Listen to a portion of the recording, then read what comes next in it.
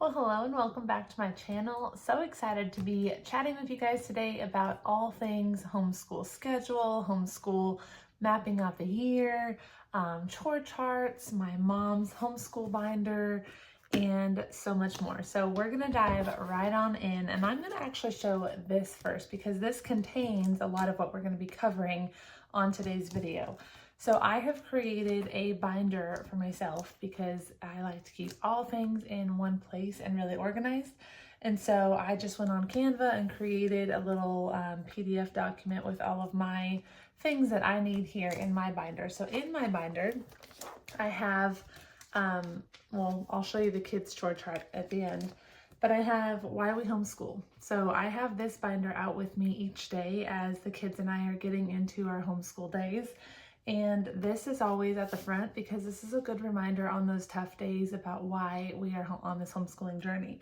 And so here on this paper, I've written, God called us to put Christ at the center of our kids' education, to raise our boys with a biblical worldview, to have more say in what our boys are being taught, to strengthen our family values, to spend more time together, to focus more on our boys' unique talents and passions, to enjoy a more flexible schedule, to be able to travel more, to protect their innocence, to not miss out on exciting moments in our boys' academics, to have more time to teach our boys important life and social skills, and to allow our boys to enjoy more of their childhood. And so as a homeschool mom, especially if you're a newer homeschool mom watching this, or maybe you're seasoned and you're just tired, it's really important to remind ourselves why we do this, why we decided to homeschool in the beginning, because it's very easy to get into that mindset of, well, I'll just send them back. I've actually recorded videos on here of like, I almost quit homeschooling. And this is something that I'm really passionate about, because if we don't keep that reminder, just like with any goal that we're setting, if we don't keep that reminder of why we're doing something at the forefront of our minds, it's very easy to get discouraged and to get tired and to just say, you know what, I'm done. I don't want to do this anymore. And so having this in the front of my binder is just a daily reminder of, you know what, this is why we do this. So even if today's hard, even if this week is hard, even if I feel like we're not making progress, we have a purpose, we have a reason that we're doing this, and I'm going to see it through to the end. And so if you have not done something like that, I highly encourage you to write out the reasons why you homeschool, why you decided to take this journey. So that's the first part of my binder.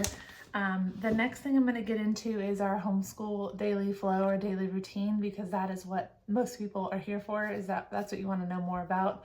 And so I will say that this is a plan. This is not how it may work out. It may be a little bit different based on how the days go. I don't follow this strictly like line by line every single day. Every day is different. We have different things that come up. And so this is a flow. This is an idea of what I think would work. We haven't even started the homeschool year yet. We have a brand new curriculum we're using, so things might change, but this is what I have in my head for what we're going to do for this homeschool year. So the first thing I have on here, my kids are early risers, so they wake up around 6:30 or 7 every day. So I'll go through, before I even get into that, I'll go through kind of my morning routine. So my day starts around 5 a.m. on the weekdays. And my plan for this homeschool year, I have two schedules that I'm back and forth on. My plan is for my first plan for my morning routine is going to be to wake up at 5, get changed for my workout right away, and then dive right into my Bible study time, my prayer time, some time in my different books that I'm reading, and spend about an hour with God, just really letting Him pour into me. And that would be from 5 to 6. And then from 6 to 7 would be my workout and my shower for the day, and getting ready so that when the kids are up by 7, then I'm ready for the day and we can kind of spend some time together, have some breakfast, and kind of get started on this daily flow. So that's option number 1. Option number 2, if I'm having a busy work week, then I may wake up and get ready first for the day and then come into my office and get some work done for that hour and a half to 2 hours I have before they wake up, and then start the homeschool day. And then when they have quiet time later, that's when I would do my Bible study and get some more work done if I needed to. And then at the end of my work day, I would do my workout. And I'm considering that schedule because we have sports that are going to be starting up in August when school starts. And I'm already going to be outside. We live in Georgia, so I'm already going to be outside all sweaty in the evenings anyways. So why not do a workout and then just go continue to sweat after my workout? I know that sounds really gross, but that's a schedule I've not done before. I've always done wake up, Bible study, get some work done, workout. But in this season of owning a business, and we're entering into planner season where that's the bulk of what I do. If you don't know, I own a company called the Finding Freedom Co. and I sell Christian planners and journals. And I also have a membership community where I teach women in the Bible every single week. So if you're interested, you can head to thefindingfreedomco.com and check out all that we have to offer. But as we enter this busier season of work, I know that my schedule may be a little bit different. So I'm just going to be more flexible. Maybe some weeks I'll do schedule 1 and then some weeks I'll do schedule 2 and it'll just look different. But those are my 2 varying schedules, and I will of course keep you guys updated on those as we move forward. But outside of that morning routine for myself, we would then get into our morning flow. And so our daily flow rather. So our daily flow, I have breakfast, and then the boys would get ready for the day, and then we would start our morning chores. So that's like block 1. I've kind of separated it into different blocks. I don't know if you could really see it from there. But breakfast, get ready for the day, and morning chores. And then we would have kind of a little pause, little, playtime might happen, whatever. My goal is to be starting school by 9 a.m. because the earlier we start, the better attitudes are for everybody. So if we can get started by 9, 8 would be ideal with how early they wake up, but I'm going to just say 9 because I don't want to have a rushed morning either.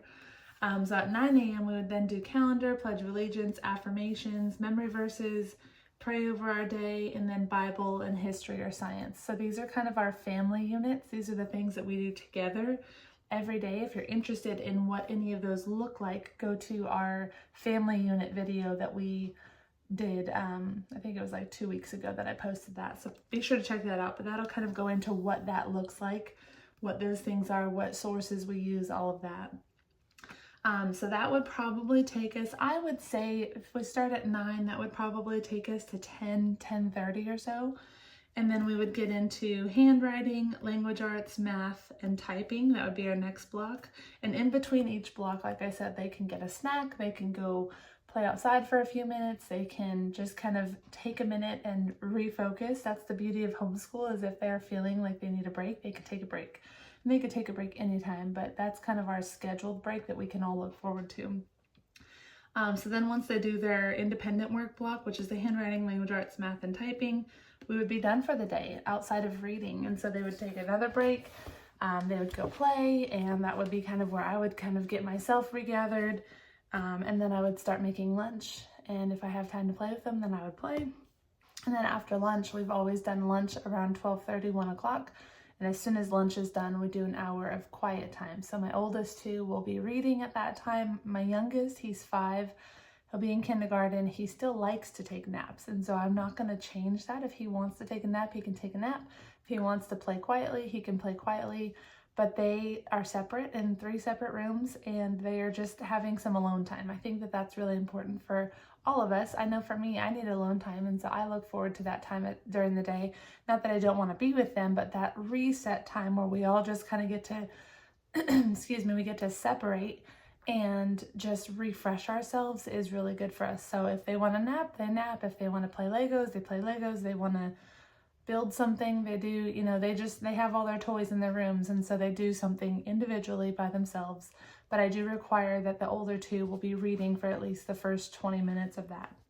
So that's kind of our day. And then at the end of that, that's when they're having quiet time, that's when I start my work day. And so I would work from 1 to 3 or 4. It depends on, again, my work schedule. I write my own work schedule. I own the business, so I can work when I want, but I need to really be intentional as our business grows to make sure that I'm getting that work time in. And so once they're done with quiet time, then they can play together, and they know that once mom is done with work, then they'll have my full attention. And so the less they interrupt me, the faster I'll be done, and then the more time we get to spend together. And then we would go into our, if we have time, we would play, and then dinner, and then off to sports, and then home. So it's a full day, but definitely full of lots of time together, which is the key. So that is our daily flow. And then what I did this year is I mapped out, I always do this in my planner where I write in each month. Let me see if I can pull it up if I already did it for August. August is a full month too. So these planners and journals, we're working on getting them spiral bound for 2024, and I'm really excited. And they're going to be a lot smaller because we're working on creating a journal separate from the planner, but that's neither here nor there. So in here, what I've always done is I just write week 1, week 2, week 3, week 4, and I map out on here when we would take our break. And so this year we're going to be trying out the 6 weeks on, 6 weeks off homeschool schedule, where we do 6 weeks of hard work, 4 days a week at the minimum, and then we take a whole week off, and then we start again with 6 weeks. And so what I did in my binder is I've mapped out those 6 weeks. And so the first 6 weeks will be August 5th to September 13th. And then I've spaced out what lessons I'd like to have done by that time. So what would I like to be at? I'd like to be, for James and Brian in math, they need to finish lessons 37 through 84. For my youngest in math, he'll finish lessons 1 through 24. For my oldest and youngest in their language arts, they'll do lessons 1 through 24. For my middle in language arts, he's going to be working on his booster cards and books because he's still working on catching up on that before he can start his language arts. For our Bible, we'll be reading the Gospel of Matthew, and then elementary apologetics, days 1 through 30. For our history, we did, if you watched our family unit, I decided that we're going to do a different history unit. We're still going to do America's Story 1, but we're going to be also adding in for the first couple semesters of the year, the U.S. Constitution and Government unit from The Good and the Beautiful, because it's election season, and my oldest is very interested in these elections. He's very interested in just what's happening in the world. And so I thought it'd be really neat to take that curiosity, again, the beauty of homeschool, take that curiosity and use it and teach him and let him be a part of what's happening. And so with election season coming up, there's going to be a lot of talk about those kinds of things. And I thought it'd be really neat for them to understand the Constitution and the government and really dive into what all of this means with election season coming up. So I'm really excited to dive into that. I did go ahead and purchase that, and that should be here before our homeschool year starts. So that'll be an addition to our homeschool for this year, but I added that in so we would do all of our lessons 1 through 12 for the first 6 weeks. And then our science curriculum, we're going to do space science lessons 1 through 5. And then our first break, I put our just fall break, September 14th to September 21st. So that'll be a week that we take off. And then September 23rd, we would start up again and go until October 25th. And then again, I just mapped out lessons 85 through 20 for math, lessons 25 through 48 for my youngest in math, and so on and so forth.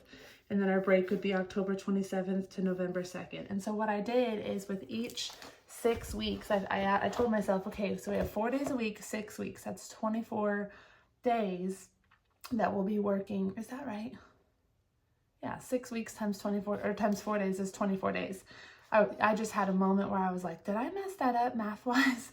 So if we have 24 days, that seems so low to me right now, as I'm doing this video. But anyways, I know I checked it. If we have 24 days, then that's how I mapped out the lessons, where each lesson, because with The Good and the Beautiful, it goes by lessons, not by days, which is neither here nor there, but lessons such and such through such and such. So I asked myself, okay, if we're on lesson 37 for our math book, then what's 37 plus 24? And that's how I got to what we're going to be at. Now for our math, I did do 2 a day for that because they've already technically finished, for my oldest 2, 3rd grade and 1st grade, but we're going back through The Good and the Beautiful math because the master books math was not as advanced, and so I didn't want to throw them into 4th grade and 2nd grade math and have them feel overwhelmed with a lot of things that they're reviewing that we haven't quite learned yet. And so we're going to be finishing our Math 3 and Math 1 book. I talked about that in each of the curriculum choice videos. So for us, with doing 2 lessons a day, we're going to be doing 48 lessons in a 6-week period versus 24 until we finish those math books. And that's just because a lot of the concepts are review, but there are going to be some new ones. And so we'll kind of gauge that as we go. But for my youngest, lessons 1 through 24 in math and in language arts, and then we would do lessons 25 through 48 in the second 6 weeks, and so on and so forth. Then in November, we ran into a little bit of a dilemma where we're going to have holiday season coming upon us. And so we like to enjoy the holidays. And so I did 3 weeks on in November, the last week off, which would be Thanksgiving week.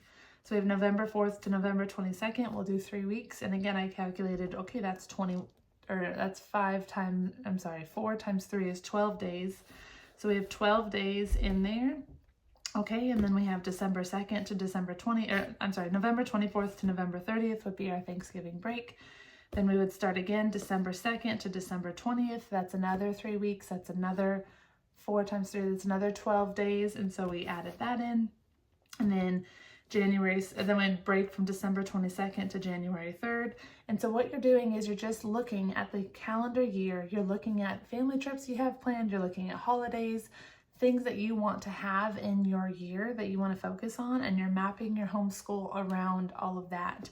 And so these are just dates that we chose. They may change. I'm not saying that this is 100% what we're going to focus on, but this is our goal. We would start back school January 6th and go another 6 weeks to February 14th, and then we would take off until February 22nd.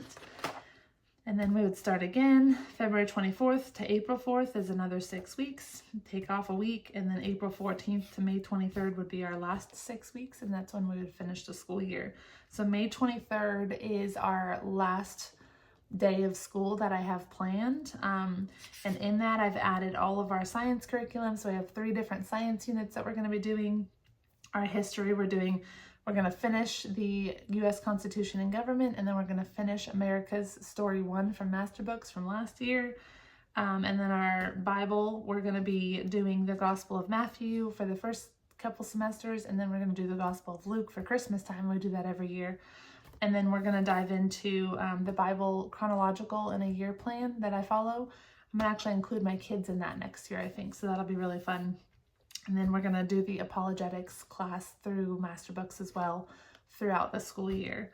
And that's it. So I kind of just took each lesson that we're at and I said, okay, we have this many days of school. So my goal is to have this many lessons done by that time of school, and mapped it out that way. So you just have to look at a lot of the curriculums will tell you how many days a week you should do, what it should look like. And so you just take all of that information, you map it out for yourself. So this is really helpful for me.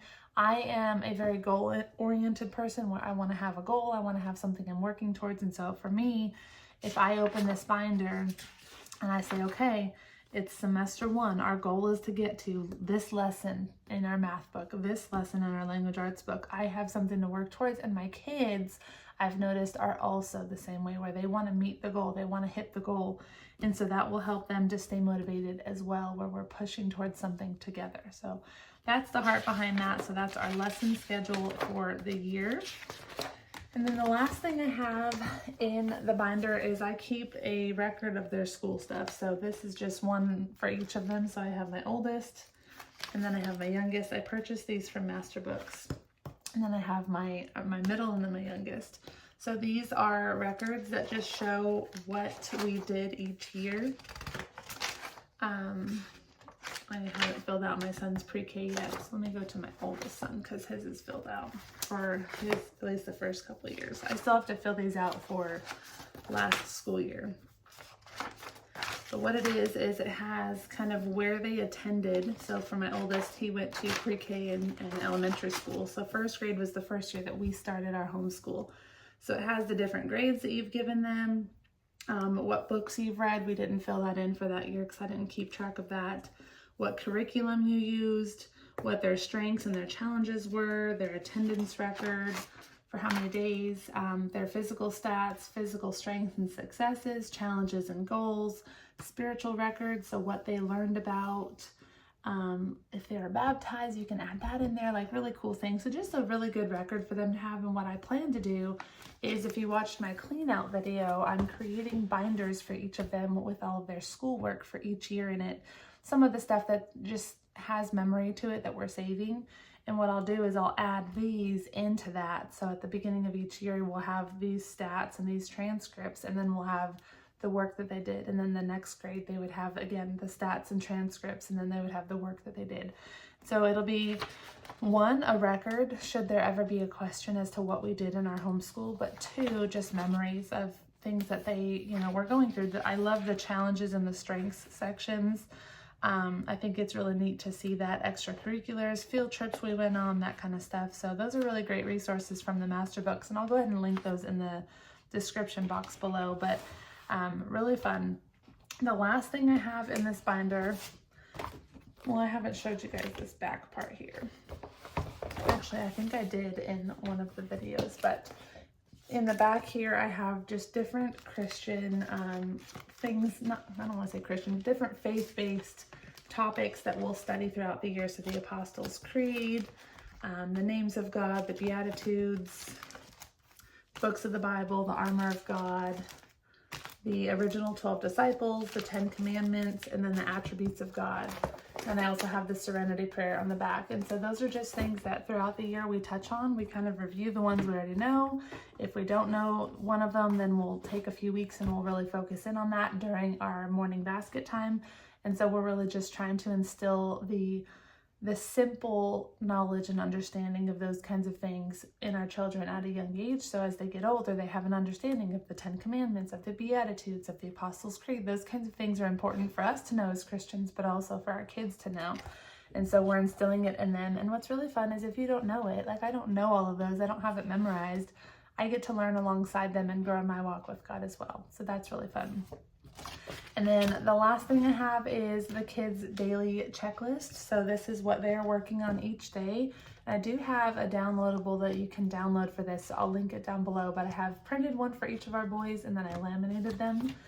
The what's on here, I have before school, and then during school, and then before bed. So before school, they will brush their teeth, get dressed, make their bed, empty the dishwasher, put laundry away, and then whatever the chore of the day is. So for us, if you haven't seen my cleaning checklist, which is another downloadable I have, we have a room that we focus on each day that we work on together. And I've done a whole video on that, so you can check that out as well.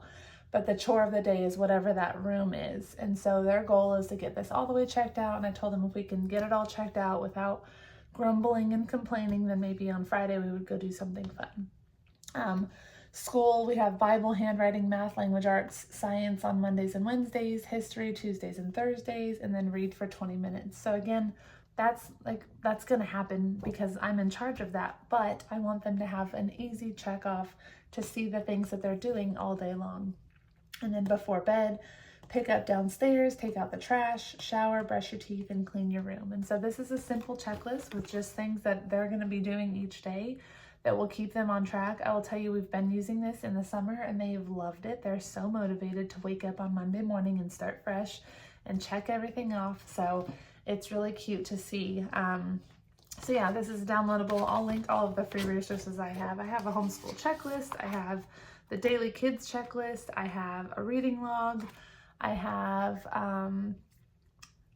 did I say cleaning checklist? Yeah. I have my daily, my Freedom 5 checklist that I use, the 5 things I do every day to kind of focus on God and put Him at the center of what I'm doing.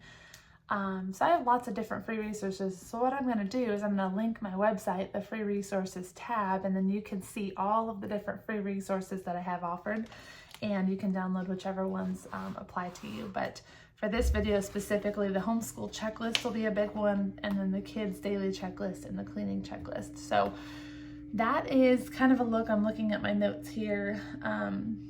That's kind of a list of the plans that we have for this homeschool year. We have everything mapped out and ready to go, so I'm really excited to dive in. It's going to be a great year. I hope that you are also getting excited and you're getting everything planned out and you're also ready to go.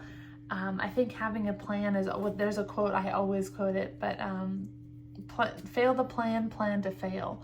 And so not to say that if you don't have a whole plan, then you're going to fail. I don't mean it to sound that harsh, but when you have a plan to follow, things go a lot smoother. And so that's why I've created my planner company, and that's why I've created all of these tools for us, because we use them, and then I've also offered them to you so that you have something to use as well. If this is not your strength, then allow me to teach you. So thank you for watching today's video. If this was helpful for you, make sure you give it a like or a thumbs up.